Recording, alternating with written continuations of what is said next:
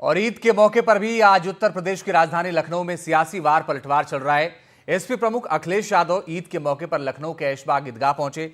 यहां उन्होंने UP police पर बड़ा आरोप लगाया। अखिलेश ने कहा कि जब मैं आज यहां आ रहा था तो जानबूझकर मुझे पुलिस ने रोका। आधे घंटे तक बातचीत करने के बाद मुझे आगे जाने दिया गया। जब मैंने जानना चाहा कि आखिरकार ऐसा क्यों किया जा रहा है तो किसी अधिकारी के पास कोई जवाब नहीं था। मैं इसे क्या समझूं? क्या ये दबाव बनाने के लिए ये सब कुछ किया जा रहा है? क्या ये सब कुछ इसलिए किया जा रहा है ताकि लोगों पर दबाव बनाया जा सके? अखिलेश ने आरोप लगाया कि बीजेपी ये देश संविधान से नहीं चला रही। साथ ही उन्होंने कहा कि मैं इसको तानाशाही समझूं या इसको इमरजेंसी समझूं। अभी इतनी बैरिकेडिंग नहीं होती होगी। जब मैं आज आ रहा था तो जानबूझ करके पुलिस ने मुझे रोका। मैंने जानना चाहा कि भाई क्यों नहीं जाने दे रहे हो। पूरी बैरिकेडिंग लगा करके मुझे आधे घंटे जब बात की तब जाने दिया, बड़ी मुश्किल से, और एक गाड़ी जाने दी। और जब जानना चाहा मैंने कि आखिरकार क्यों ऐसा किया जा रहा है तो किसी अधिकारी के पास जवाब नहीं था। आखिरकार इसको मैं क्या मानूं, क्या समझूं?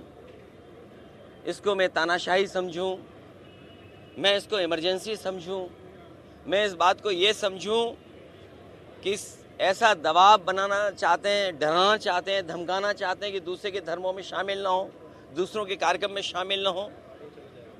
और बैरिकेडिंग इसलिए की जा रही थी कि लोग त्यौहार ना मना पाएं और जो अपनी धर्म की मान्यताएं हैं, धर्म की जो परंपराएं हैं, वो भी ना मान पाएं। तो सबसे बड़ा खतरा लोकतंत्र को है, संविधान को है। अखिलेश यादव के बयान पर यूपी सरकार के मंत्री संजय निषाद ने पलटवार किया है। क्या कुछ कहा, देखिए जरा। लॉ एंड ऑर्डर मेंटेन करना सरकार का काम, लेकिन विपक्ष हमेशा नकारात्मक जो है माहौल, नकारात्मक संदेश, नकारात्मक विचार, सोच पैदा करते हैं। उत्तर प्रदेश विकसित प्रदेश बन रहा है, अर्थव्यवस्था में दूसरे नंबर पर जा रहे हैं। लोगों को सहायता करनी, राजनीति अपनी जगह पर है। अपने जिस उद्देश्य के लिए समाजवादी पार्टी बनी है उसकी आवाज़ बने। मैं तो यही चाहूँगा उनसे कि सलाहकार बदलें और सलाहकार ऐसे रखें जो माननीय मुलायम सिंह के समय अखाड़े वाले सलाहकार थे। ये भाड़े वाले जो सलाहकार हैं उनको हमेशा इधर उधर करते रहते हैं। और गोरखपुर से बीजेपी सांसद रवि किशन ने कहा कि सब जान लें कि उत्तर प्रदेश कानून के हिसाब से ही चलेगा, संविधान ही सर्वोपरि है। सब लोग प्रेम से कर रहा है। सब लोग, जो महाराज जी ने बोला प्रेम से, महाकुंभ में भी महाराज जी ने बोला, होली पर भी बोला, हिंदू मुसलमान सब प्रेम से कर रहे हैं। विरोधी कुछ भी कहें को मतलब नहीं। सब लोग वो आदेश को, कानून के हिसाब से देश चल रहा है, प्रदेश चल रहा है। और ये बात अब सब लोग जान गए कि कानून के हिसाब से ही उत्तर प्रदेश चलेगा। कानूनन सबको चलना हो, हिंदू हो, मुसलमान हो, कोई भी बिरादरी का हो, और उसका पालन सब लोग कर रहे हैं और प्रेम से कर रहे हैं। और इसी पर बात करने के लिए शलम बड़े त्रिपाठी जुड़ रहे हैं, भारतीय जनता पार्टी के प्रवक्ता और विधायक, और साथ ही प्रोफेसर धर्मेंद्र यादव जुड़ रहे हैं, प्रवक्ता हैं समाजवादी पार्टी के। आप दोनों का बहुत स्वागत है। शलम बड़े त्रिपाठी जी, अखिलेश यादव ये कह रहे हैं कि मुझे समझ में नहीं आता कि रोका क्यों जाता है, और आधे घंटे तक रोक के रखा गया, बताया भी नहीं गया कि क्यों रोका गया। अरे भाई, पूर्व मुख्यमंत्री, इतना तो प्रोटोकॉल बनता है, बता दीजिए क्यों रोका है। अब देखिए, पूरे प्रदेश में बहुत ही हर्षोल्लास के साथ, बहुत ही शांति के साथ, बहुत ही सुकून के साथ ईद का पर्व बीतने की तरफ है। और ऐसे वक्त में जबकि नवरात्र भी चल रहा है, आपको पता है नवरात्र और ईद एक साथ पड़े हैं, कहीं से भी कहीं कोई अशुभ समाचार नहीं है, कहीं से कोई चिंता की खबर नहीं है, कहीं से किसी प्रकार के विवाद की कोई स्थिति उत्पन्न नहीं हुई। तो आप जरा समझिए, इससे सबसे ज्यादा तकलीफ किसको हो रही है? इससे तकलीफ हो रही है समाजवादी पार्टी को, इससे तकलीफ हो रही है कांग्रेस पार्टी को, क्योंकि जिनकी सरकारों में 400 दंगे हुए हों, जिनकी सरकारों में कोई भी त्योहार शांति से न गुजरा हो, जिनकी सरकारों में कोई भी पर्व ऐसा नहीं होता जिसमें आपस में फसाद न हुए हो, तो उनको कुछ ना कुछ मुद्दा गढ़ना है। और मुद्दा भी कैसा गढ़ रहे हैं? पूर्व मुख्यमंत्री हैं, अब उनको दुख इस बात का है कि एक गाड़ी जाने दी। वीवीआईपी कल्चर खत्म हो रहा है, पूरे दुनिया से खत्म हो रहा है। आजकल बहुत से प्राइम मिनिस्टर तो देखिए कितने सरलता से निकल जाते हैं, और योगी जी कितनी बार निकलते हैं किसी को पता भी नहीं चलता उत्तर प्रदेश की सड़कों में। तो आप क्यों चाहते हैं कि आपके साथ 50 गाड़ियां जाने दी जाए? अगर प्रशासन ने कोई व्यवस्था बनाई है, आपको वहां जाने दिया, तभी आप वहां जाकर भाषण दे रहे हैं, तभी आप जाकर वहां पे ईद मना रहे हैं, तभी आप जाकर सिवई खा रहे हैं। लेकिन अगर आप चाहते हैं कि आपके साथ 50-100 गाड़ियां जाएं, तो प्रशासन ने एक व्यवस्था बनाई है, उसका सम्मान करना चाहिए। हम लोग भी पॉलिटिकल लोग हैं, हम लोग भी सम्मान करते हैं। इसको अनावश्यक विवाद बनाकर एक प्रकार की स्थिति पैदा करना कि नहीं साहब उसको इश्यू बनाना, तो क्योंकि आप परेशान है कि इतनी शांति से, इतने सौहार्द से सब कुछ बीत कैसे रहा है, ये शांति बहुत सारे लोगों को तकलीफ देती है, और जो जिनको तकलीफ देती है वो इस प्रकार के अनावश्यक विवाद उत्पन्न करने का प्रयास करते हैं। ठीक है प्रोफेसर धर्मेंद्र, वो कह रहे हैं कि अनावश्यक तौर पे ये सब हो रहा है और गाड़ियां ज्यादा थी इसलिए शायद रोका गया था, और गाड़ियां जाने दी गई थी तभी तो आपको जाने दिया गया। कोई जरूरी थोड़ी है कि ज्यादा गाड़ी आप लेके जाएं, ठीक है 1-2 गाड़ी से चले जाइए, जो प्रोटोकॉल है जो सुरक्षा वो मिलनी चाहिए। देखिए, भारतीय जनता पार्टी झूठ बोलने में माहिर है। शलमर त्रिपाठी जी बता रहे 100 गाड़ियां लेके जा रहे हैं। मुझे लगता है कि 100 गाड़ियों का अपना योगी जी के साथ भी नहीं चलता है, तो पूर्व मुख्यमंत्री के साथ कैसे चलेगा? तो इनका झूठ बोलना तो लाजमी, इसमें कोई दो बात नहीं है। भारतीय जनता पार्टी दरअसल लोगों को दिखाती है कि वो मुस्लिम विरोधी है, इसलिए ईद ना मना पाए, उन्हें रोका गया, जानबूझकर रोका गया। लेकिन हमारा लोगों से अपील ये है कि भारतीय जनता पार्टी सिर्फ मुस्लिम विरोधी नहीं है। जब जयप्रकाश नारायण जी के मूर्ति पे माल्यार्पण करने राष्ट्रीय अध्यक्ष जा रहे थे तो वहां भी रोका गया था और माल्यार्पण करने भी नहीं दिया गया था। तो लोक नायक जयप्रकाश नारायण जी की मूर्ति पे आप माला नहीं चढ़ा सकते भारतीय जनता पार्टी की सरकार में। तो भारतीय जनता पार्टी दरअसल जयप्रकाश नारायण के पर माल्यार्पण नहीं भी करने देगी, ऊपर से ईद भी नहीं मनाने देगी। तो ये असली चरित्र है भारतीय जनता पार्टी का। वो हिंदुओं के त्योहार में भी खलल डालेगी और मुस्लिमों के त्योहार में भी खलल डालेगी। ये भारतीय जनता पार्टी की नीयत में शामिल है। भारतीय जनता पार्टी जो बात कहती है हमेशा उसका उल्टा करती है। जैसे भारतीय जनता पार्टी कहती है कि गाय हमारी माता है, अब किरण रिजिजू जी कहते हैं कि हम बीफ खाते हैं, गोमांस खाते हैं, लेकिन भारतीय जनता पार्टी की मोदी सरकार में कैबिनेट मंत्री रहेंगे। तो इनका जो दोगलेपन की राजनीति है भारतीय जनता पार्टी की, वो हर स्तर पर चालू रहती है। किसी त्योहार में भी चालू रहेगी, किसी भर्ती में भी चालू रहेगी, ट्रांसफर पोस्टिंग में भी चालू रहेगी। और अंतिम बात यह है कि भारतीय जनता पार्टी हमेशा सौहार्द विरोधी है, सौहार्द खत्म करना चाहती है। नहीं, लेकिन भारतीय जनता पार्टी सामाजिक समरसता है। प्रोफेसर धर्मेंद्र यादव, आपने कहा कि ये ईद ना मनाने दिया जाए इसलिए रोका जा रहा है। ईद तो मनाया जा रहा है पूरे प्रदेश में, वो तो ईद तो मनाया ही जा रहा है। नहीं, कोई पूर्व मुख्यमंत्री अगर किसी जगह पे शामिल होने जा रहा है उसे रोकने का क्या मकसद मुझे? हाँ ठीक है, ये सवाल आपका जायज है, ये सवाल आपका जायज है, और पूछिए आप शलमणि त्रिपाठी से क्यों रोका गया। जैसे मान लीजिए आपकी कोई शादी हो रही है और दूल्हे को रोक दिया जाए बाहर, तो इसका मतलब क्या है? इसका मतलब आप उसी खुशी में खलल डाल रहे हैं ना। तो भारतीय जनता पार्टी को अच्छा नहीं लगता है। अभी आपने सुना होगा कि ईद के मौके पे इन्होंने कहा कि कोई मीट की दुकान नहीं खुली रहेगी। अब इसमें भी इन्होंने क्या करा, जो छोटे मीट के दुकान के व्यापारी हैं, छोटे दुकानदार, उनकी दुकानें बंद होनी चाहिए इनके हिसाब से। जो KFC का आउटलेट है पूरे देश में, वो धड़ल्ले से मीट भी बेच रहा है। शलमणि त्रिपाठी जी, उन्होंने पुराना जिक्र भी कर दिया कि जयप्रकाश नारायण की मूर्ति पर माल्यार्पण नहीं करने दिया आपने, और आपने जानबूझ के सब किया, आप रोक रहे हैं। ये बात तो सही है, पिछले दिनों खबरें तो आई थी। अब देखिए, अब इन्होंने ईद का दुल्हा अखिलेश जी को बना दिया है। खैर, लोग तो कहते हैं, हम नहीं कहते, लोग तो कहते हैं। ऐसा नहीं है, आप देखिए बहुत सारे कवि भी कह रहे हैं, बहुत सारे लोग भी कह रहे हैं कि अखिलेश जी दिवाली ना मनाएं। अखिलेश जी की कल बहुत सारे लोगों ने टाइमलाइन चेक की, आपने देखा होगा, बहुत सारे लोग टाइमलाइन चेक करते रहे और निराश हुए कि अखिलेश जी ने नवरात्र की, नव संवत्सर की बधाई नहीं दी। 10:30 बजे किसी ने कहा होगा अरे साहब दे दीजिए, बहुत सारे लोग इस पे सवाल खड़ा कर रहे हैं। तो 10:30 बजे बड़ा बोझिल मन से उन्होंने नव संवत्सर जो अरे सब वही बधाई दे देंगे तो आप भी कुछ दे दीजिए ना शलभ जी। नहीं, हम तो दे ही रहे, हम तो दे ही रहे हैं, लेकिन नव संवत्सर की बधाई बड़ी बोझे मन से रात में 10:30 बजे दी। तो उनकी पार्टी के प्रवक्ता प्रोफेसर साहब हैं, काफी पढ़े लिखे हैं, कह रहे हैं कि वो ईद के दुल्हा हैं अखिलेश यादव। तो भाई ठीक है, ईद के दुल्हा हैं, ये तो हम लोग तो नहीं कहते थे। हम लोग कहते थे तो नाराज हो जाते थे ये लोग, लेकिन आज समाजवादी पार्टी के प्रवक्ता ही कह रहे हैं कि ईद के दुल्हा हैं। तो अच्छी बात है भाई, ईद के दुल्हा हैं। देश भी जानता है कौन से दल कौन सी विचारधारा के लिए काम करते हैं, कौन से पर्व के लिए काम करते हैं, लेकिन किसी को रोका वका नहीं गया, ना कहीं रोका जाता है।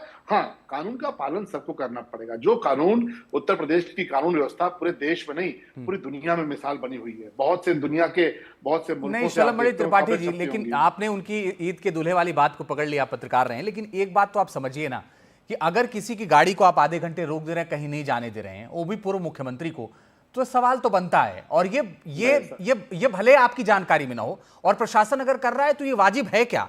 नहीं, बिल्कुल कोई नहीं रोकेगा। देखिए मैं बताऊं आपको, प्रशासन, ये किसी को लगता होगा, प्रशासन किसी दल का नहीं होता, प्रशासन किसी विशेष का नहीं होता। प्रशासन को भी पता है कि वो पूर्व मुख्यमंत्री हैं। अगर उनको रोका गया, चलिए आप देखिएगा अभी पार्लियामेंट चल रही है ना, विशेषाधिकार कर दें, क्यों नहीं कर देते हैं? नहीं करेंगे, क्योंकि उनको पता है कि सब ये फर्जी बातें हैं। आपके लोगों को आज क्या खबर देते? आज जो इतने अच्छे से ईद मनाई जा रही है, इतने अच्छे से नवरात्र मनाया जा रहा है, तो एनडीटीवी को हेडलाइन कैसे मिलती?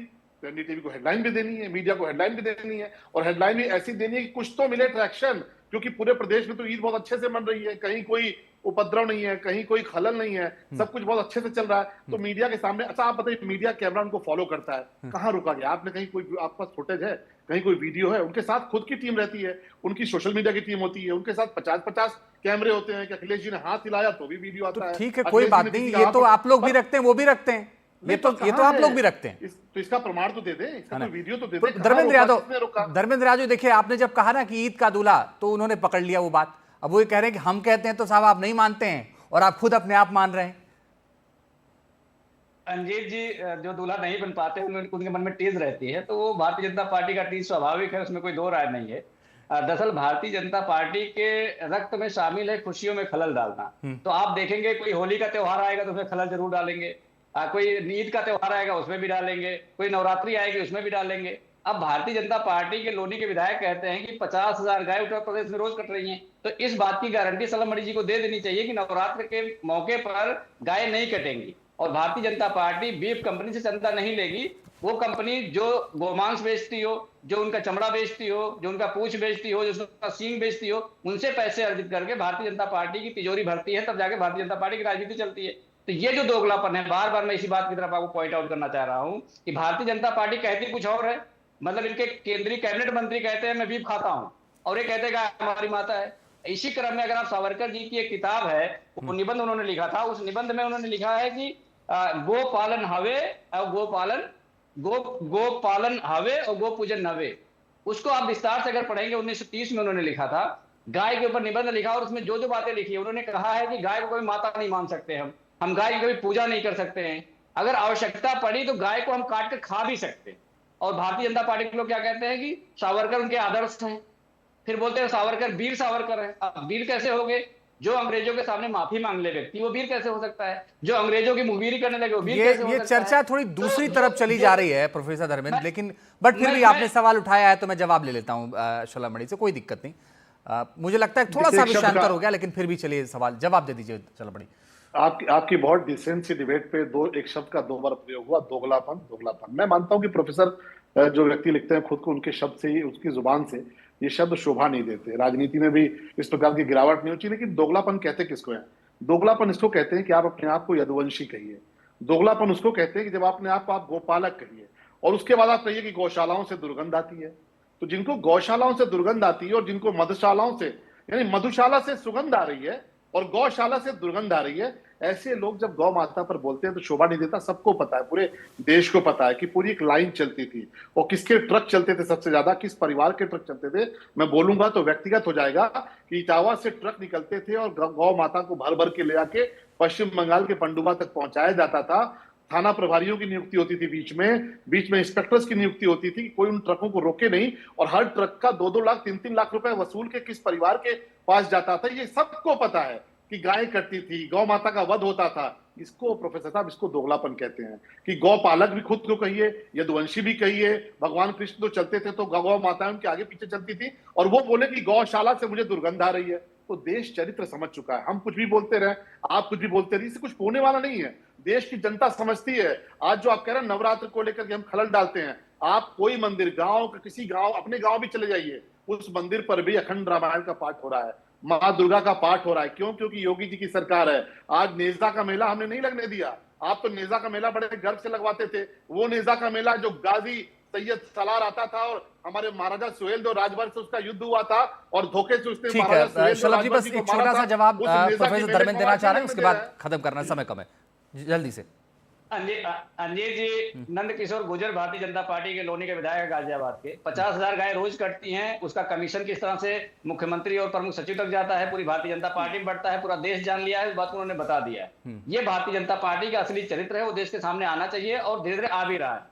चलिए, में जिस तरह से भारतीय जनता पार्टी के विधायक ने कहा कि हमारी पार्टी के लोगों ने दंगा कराया, ये भारतीय जनता पार्टी के लोग त्योहार के समय दंगा कराते हैं ताकि। चलिए सर, मैं धर्मेंद्र जी, मैं माफी चाहता हूं, आपको बीच में रोकना पड़ रहा है क्योंकि वक्त इतना ही है। लेकिन अच्छी बात ये थी कि ये डिबेट इसलिए अच्छी हुई क्योंकि एक दूसरे के बीच में आप नहीं बोले, अपनी अपनी बात रखी। दोनों का शुक्रिया, धर्मेंद्र यादव जी और शलम मणि, आप दोनों का बहुत बहुत शुक्रिया हमारे साथ जुड़ने के लिए और उनसे बात करने के लिए। तो मीठी ईद, कड़वी सियासत जारी है।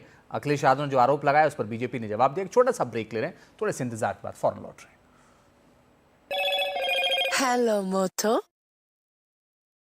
Motorola, India's leading 5G smartphone brand. अब आपको सुकमा से संवाददाता विकास तिवारी की साहसिक रिपोर्ट दिखाते हैं, जब वो अपनी जान जोखिम में डालकर उन ठिकानों तक पहुंचे जहां नक्सली छिपते हैं, जहां से अपने हमलों को अंजाम देते हैं। अभी इस वक्त मैं अबूझमाड़ में हूं, और अबूझमाड़ इसलिए क्योंकि इंद्रावती नदी जैसे ही आप पार करेंगे, इलाका बीजापुर का है, जैसे ही आप इंद्रावती नदी पार करेंगे तो आप अबूझमाड़ में प्रवेश कर जाएंगे। अबूझमाड़ माओवादियों का गढ़ रहा है किसी समय में, लेकिन जिस तरह से 2024 के बाद जो केंद्रीय गृह मंत्री का दावा रहा, उसके बाद से लगातार फोर्स का मूवमेंट बढ़ा। मूवमेंट बढ़ने से अब कहीं ना कहीं थोड़ा सा माओवादियों का इलाका अब सिमटता चला गया है। ऐसे में माओवादियों के तमाम नए नए इजादों को रोज़ फोर्स ढूंढती है और उन्हें बरामद करती है। इसी बीच जवानों ने एक तस्वीर वायरल की थी जिसमें उन्होंने माओवादियों के बंकर को सबसे पहले दिखाया था, और बहुत ही बड़ा बंकर था। मेरी बड़ी जिज्ञासा थी कि उस बंकर को मैं ढूंढूं, और मैं उस समय से इस घटना को, मेरे ख्याल से सुनील 6-7-8 महीना हो गया होगा, 2024 का है, 2024 की घटना है। और तब से मैं लगातार जब भी अबूझमाड़ आता हूँ तो उस सुरंग को ढूंढता था, लेकिन आज जो है सफल हुआ हूँ उस सुरंग को ढूंढने में। तो देखिए, और मैं देख के हतप्रभ हूँ। आराम से सुनिए। तो ये माओवादियों का वो सुरंग है जो मुझे मिला है। इसे बनाने में उन्होंने कितना मैन पावर यूज़ किया होगा पता नहीं, लेकिन ये बहुत बड़ा सुरंग उन्होंने तैयार किया। और ये देखिए, सबसे पहले मैं आपको शुरुआत से दिखाता हूँ। ये उन्होंने किस मकसद से बनाया है ये तो मेरे समझ से परे है, लेकिन ये सुरंग बहुत बड़ी है। और इसे ऊपर से नीचे सुरंग बनाई गई, और ऊपर से लकड़ियों की बल्लियाँ डाल के उसे मिट्टी से बंद भी कर दिया गया बहुत जगह पर। हालांकि बारिश की वजह से ये सुरंग जो है पूरी तरह से अब ध्वस्त हो गई है। इसमें बारिश का पानी भर गया होगा, मिट्टी धसक गई होगी, लेकिन इस सुरंग के बचे हुए अवशेष देखकर आप सोचिए। वहाँ से मैं पैदल आ रहा हूँ और यहाँ देखिए, यहाँ नीचे उतरने की कोशिश करता हूँ मैं। ये देखिए, ये माओवादियों ने सुरंग बनाया था। ये देखिए, यहाँ से आपको दिख रहा हो कि नीचे आप बहुत आराम से जा सकते हैं। मिट्टी यहाँ भर गई है, नहीं तो मैं बहुत आराम से नीचे पैदल चलता। तो ये देखिए, ये माओवादियों की वो सुरंग जिसे जवानों ने ढूंढ निकाला था, और बहुत ही जद्दोजहद के साथ। और हालांकि ये सुरंग अब बारिश की वजह से ध्वस्त हो गई है, नहीं तो। लेकिन इसे क्यों बनाया उन्होंने और क्या इसके पीछे उनका मकसद था, ये तो समझ से परे है। किसी समर्पित माओवादी से अगर पूछा जाएगा जो इस इलाके में सक्रिय था, तो वही इस बात में पूरी जानकारी दे पाएगा कि ये सुरंग आखिर बनाई कैसे गई होगी और क्यों बनाई गई, इसके पीछे कारण क्या है। अब सुरंग की आप लंबाई देखिए, वहाँ से शुरू हुई है और वहाँ से अब देखिए मैं इसके साथ साथ चल रहा हूँ, और अलग अलग जगह पे ये इस तरह से अब यहाँ पे ऊपर में लकड़ी के बल्ली डालकर मिट्टियाँ पाट दी गई हैं ताकि ये बाहर से आपको समझ में ना आए, और अंदर इस तरह से सुरंग है।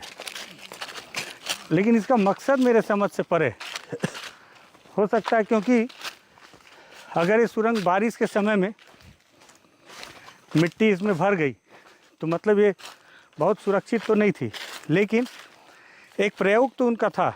अच्छा, एक ख़ास बात और बता रहा हूँ, ज़रूरी नहीं कि छिपने के लिए, अपने डंप को सुरक्षित रखने के लिए भी उन्होंने इस तरह के सुरंग का तैयार किया गया होगा उनके द्वारा, ये भी हो सकता है। ये देखिए, वहाँ तक है, खेत से शुरू किया गया है, जंगल के अंदर, और यहाँ भी आप उसी तरह से स्थिति है। और ये जो दिख रहा है ऊपर से, लेकिन नीचे उतर के देखता हूँ मैं थोड़ा।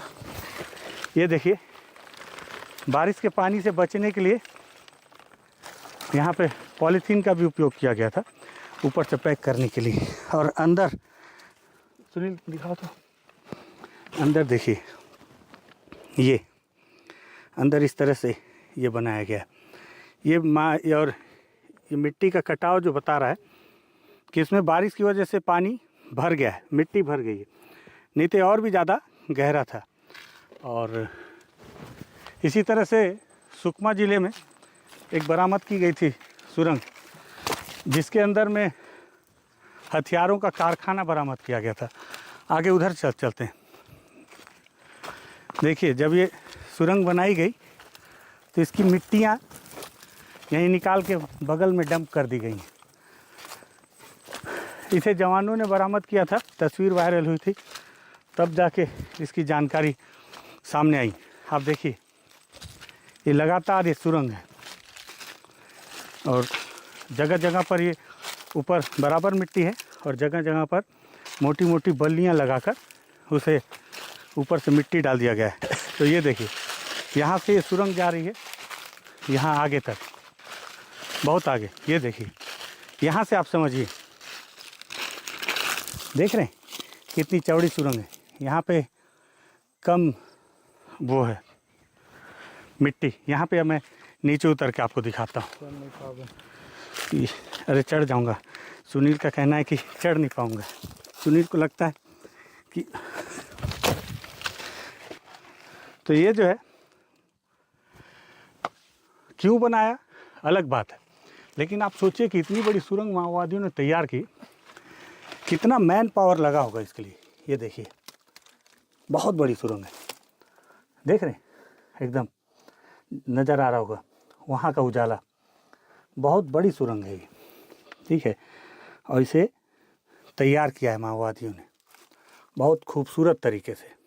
ये है कि माओवादियों का ये बहुत शानदार सुरंग है। बहुत दिन से इसे तलाश रहा था, आज मेरी तलाश पूरी हुई है, लेकिन इसकी लंबाई ख़त्म नहीं हो रही है। देख रहे हैं, मतलब वहाँ से और आगे है और अंदर मिट्टी भर गई है।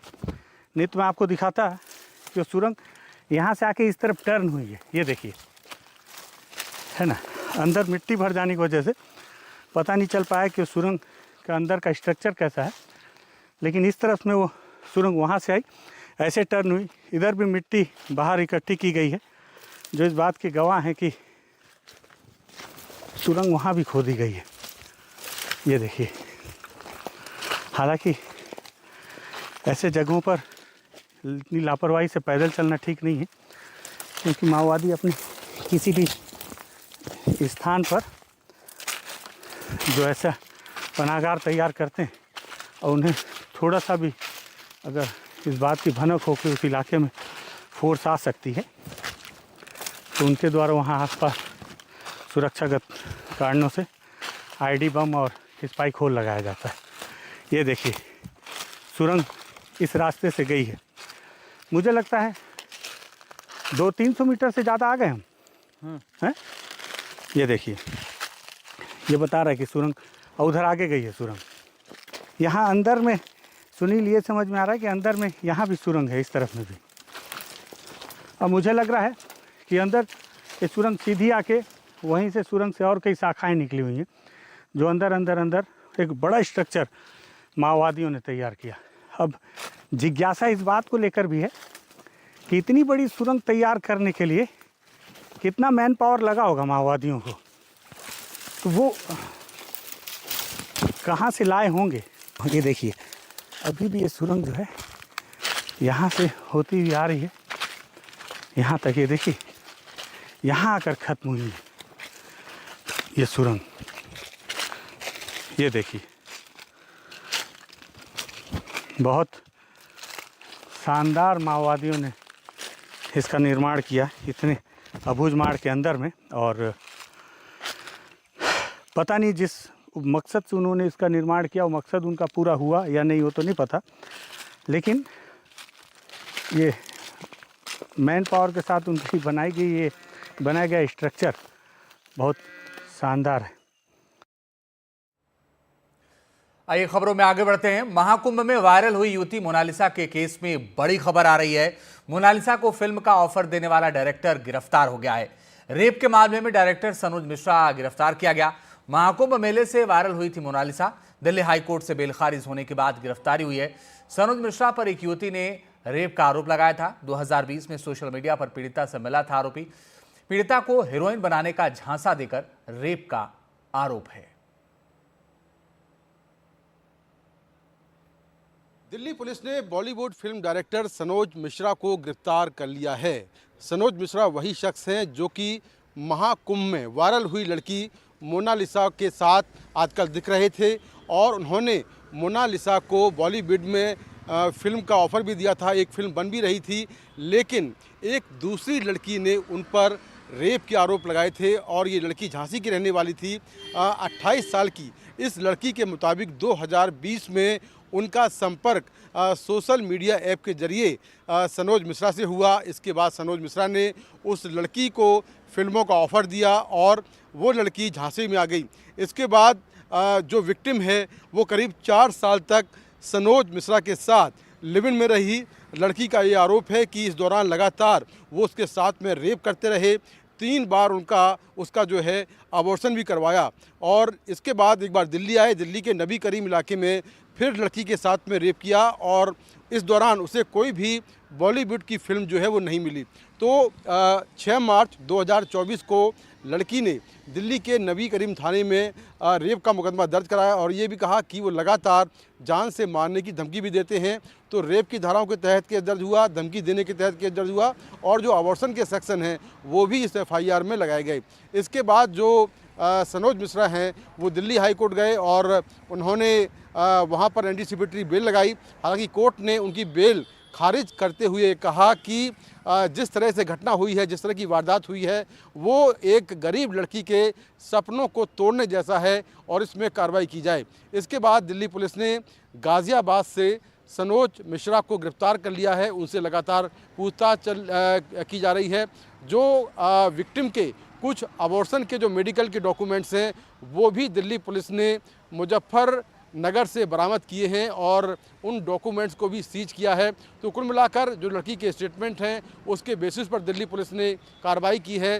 सनोज मिश्रा हाल ही में पश्चिम बंगाल में एक उन्होंने फिल्म बनाई थी, एक मणिपुर को लेकर फिल्म बनाई है जिसमें मोनालिसा हैं। तो लगातार वो चर्चा में हैं और कई कंट्रोवर्सीज़ में भी उनका नाम रहा है। लेकिन अब ये मामला काफ़ी गंभीर है जिसको लेकर दिल्ली पुलिस ने कार्रवाई की है और सनोज मिश्रा को गिरफ्तार कर लिया है। नई दिल्ली से कैमरा पर्सन पूजा आर्या के साथ मैं Mukesh Singh Sengar, NDTV India. Noida Lamborghini हादसे में आरोपी कार ड्राइवर दीपक को सूरजपुर कोर्ट से जमानत मिल गई है। आरोपी दीपक दिल्ली NCR में ब्रोकर का काम करता है। यह भी पता चला है कि हादसे वाली लैम्बोर्गिनी कार यूट्यूबर मृदुल की है। मृदुल को पूछताछ के लिए पुलिस बुला सकती है, लेकिन फिलहाल उसे जमानत मिल गई है। सेक्टर 94 में कल कुछ मजदूरों पर ये गाड़ी उसने चढ़ा दी थी। पता है तो क्या, देख उधर, पुलिस को बुलाओ, पहले पुलिस को बुलाओ भैया। ड्राइवर दीपक के पिता ने बताया कि दुर्घटना से पहले दीपक की कार में कुछ टेक्निकल फॉल्ट था और उसका वीडियो बनाकर उन्हें भेजा था। उसके कुछ देर बाद ही कार दुर्घटनाग्रस्त हो गई। भैया मेरा एक्सीडेंट होने से पहले बेटे का 1 मिनट पहले मेरे पास कॉल आया। उसने मेरे को वीडियो कॉल करके देखा, पापा देखो गाड़ी में टेक्निकल कोई फॉल्ट आ रहा है। तो उसने मेरे वीडियो भेजा, वीडियो मेरे पास, मैं आपको दिखाता हूँ। और जो मीडिया में चल रहा है ना, ड्रिंक कर रखी थी या कुछ पी रखा था, उसका मेडिकल हुआ बकायदा। ना तो कभी ड्रिंक करता है ना सिगरेट पीता है, कोई उसको वो नहीं है। प्लस जहाँ एक्सीडेंट हुआ है उससे 100 मीटर की दूरी पे उसका खुद का अपना मकान है, वहाँ से बंदा निकल रहा था।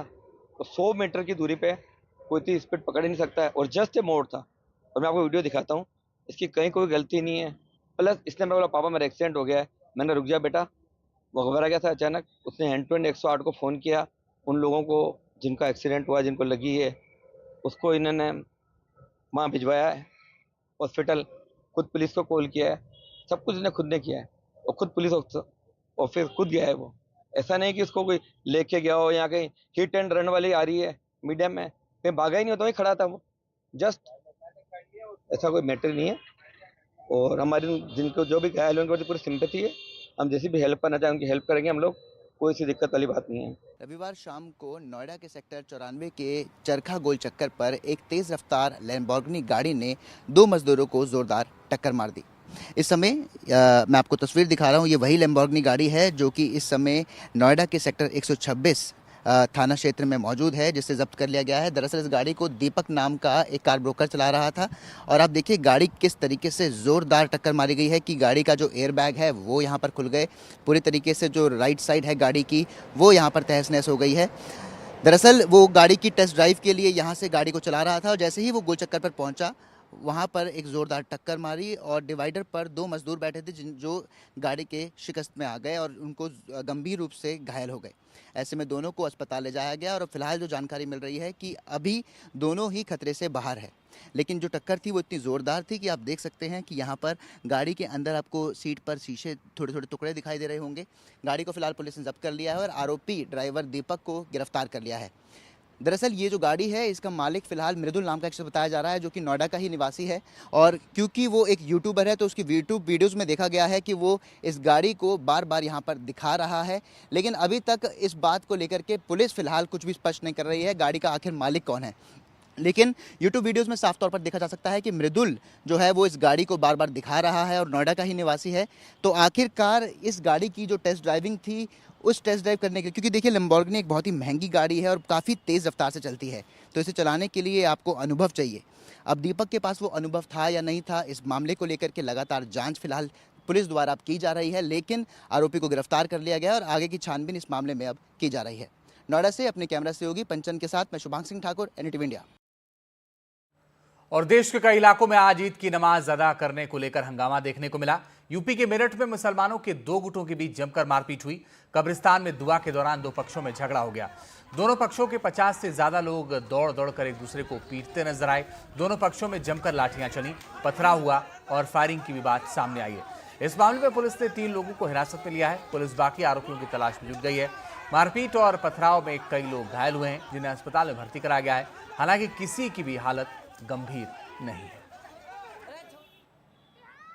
थाना क्षेत्र जानी अंतर्गत सिवाल खास एरिया के रहने वाले नाजिम और जाहिद नामक 2 व्यक्तियों के बीच में एक मामूली बात को लेकर कल शाम को बाजार में कहासुनी हो गई थी। उसको लेकर जब आज नमाज के बाद ये लोग अपने घर आ गए थे, उस दौरान दोनों पक्षों के लोग आपस में एक दूसरे के आमने सामने आ गए, जिसमें पथराव हुआ और इसमें कुछ लोग घायल हुए हैं जिनको उपचार हेतु अस्पताल भेज दिया गया है। 3 लोगों को इसमें हिरासत में भी लिया गया है पुलिस के द्वारा। दोनों एक ही समुदाय के लोग हैं और इसमें फायरिंग की भी सूचना आई है जिसकी जांच की जा रही है और जो अग्रेतर विधिक कार्यवाही है वो थाना जानी के द्वारा निष्पादित की जा रही है। यूपी में एक बार फिर एक पत्नी ने अपने पति को जान से मारने की धमकी दी है। ताजा मामला गोंडा जिले का है, जहां एक पत्नी ने अपने पति को धमकी दी कि मेरठ हत्याकांड जैसा हाल करके ड्रम में काट कर भर दूंगी। अब पति धर्मेंद्र कुशवाहा ने धमकी मिलने के बाद न्याय की गुहार लगाई है, जो जल बोर्ड में जूनियर इंजीनियर के पद पर कार्यरत है। इससे पहले भी वो अपनी पत्नी के खिलाफ 2 बार मारपीट और विवाद का मुकदमा दर्ज करा चुका है। पत्नी का मारपीट का वीडियो भी वायरल हो रहा है।